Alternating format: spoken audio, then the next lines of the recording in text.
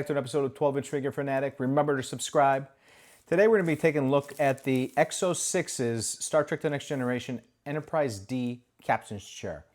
We're going to be also putting Captain Picard in the chair and see how he fits, how he situates. Could be something wrong with the figure, something wrong with the chair as far as the fit goes. But we're going to figure that out together. Let's take a closer look. So I forget this has actual sound effects. It could be like if you press the panel, it makes the beep noises. But I know for sure that it has light effects to it, which is exciting. And I understand they also have in the works the navigation and possibly the adjacent, I think it's communication station, so that you can have some place for data to sit as well. And Wesley Crusher, maybe.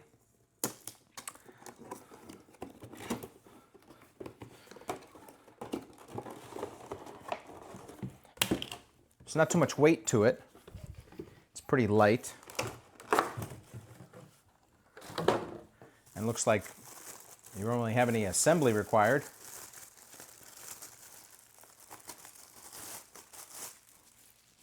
So it's a hollow kind of plastic mold, and there's a few sections to it. You have this hardened section underneath, but then you have this softer section. It has some ply to it, not much. And nicely weathered.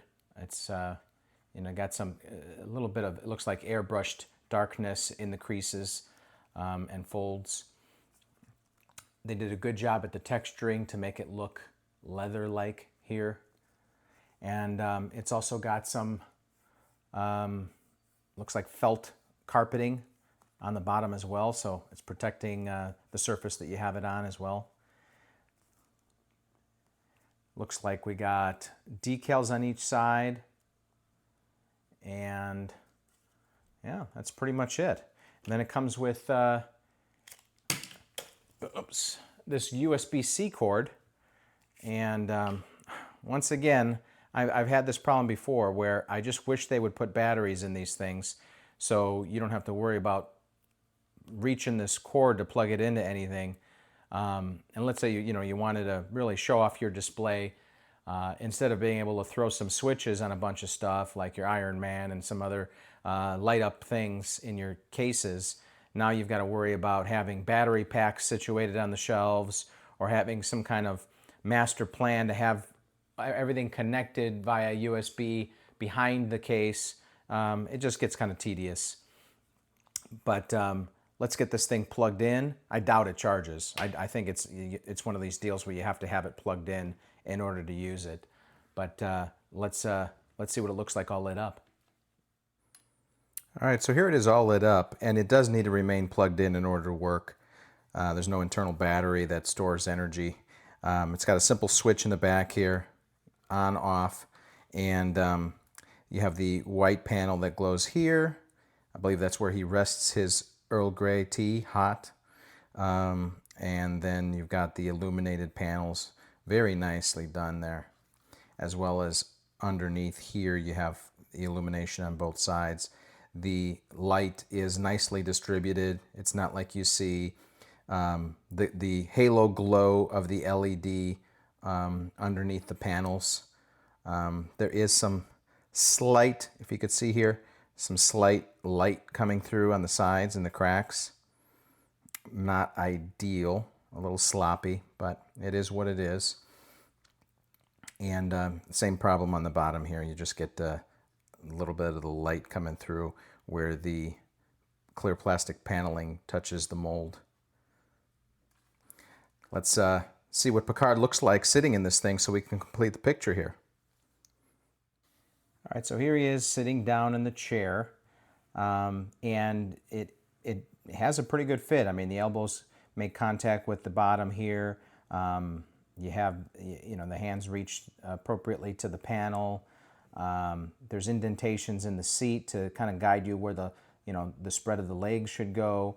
The figure itself, Picard, he does bend appropriately to be able to sit in a chair. Sometimes when you have figures like they don't bend at the legs, the upper legs or the waist enough, and they kind of their torso kind of sits forward and doesn't make contact with the back of the seat appropriately. Case in point is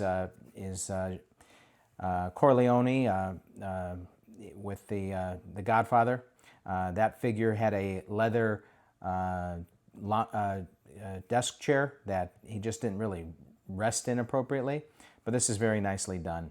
And one thing that a lot of the comments online indicated was that the strapping on the bottom here that keeps his pants from riding up. You're supposed to, if you're going to have the figure displayed with him sitting down, you're supposed to remove the strap, get that out of the way, because it could lose its elasticity over time. So let's do that real quick and see how he looks. There we go. So yeah, remove the strap there, and it doesn't look as clean on the bottom of the pants, and it is riding up. But if you're gonna leave him sitting down, which I am, then this is what you have to do. So you just have to kind of tease it a little bit to make sure that the skin isn't exposed. Not too bad. So scale of 1 to 10. I mean, I think I paid $160 for this. Is it worth that? I don't know. Debatable. It is a very good quality, like you would expect from this company. I guess it's worth it. Either way, it is definitely a nice look for him with the rest of the cast standing behind him on their display bases. So no regrets in the purchase. I love it. I'm not going to rate it because it's not a figure, but yeah, it's a good quality item that I would suggest adding to your collection. Thanks for tuning in, guys. See you next time.